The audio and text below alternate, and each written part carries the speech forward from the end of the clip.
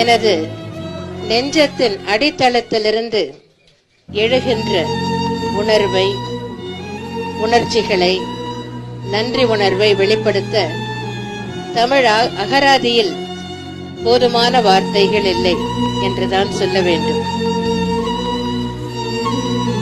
1984ஆம் ஆண்டுக்கு பிறகு தமிழகத்தில் ஆளுகின்ற கட்சி தேர்தலில் மீண்டும் வெற்றி பெற்று ஆட்சியை தொடருவது என்பது 1984ஆம் ஆண்டுக்கு பிறகு மீண்டும் இப்பொழுதுதான் நடைபெற்றிருக்கிறது.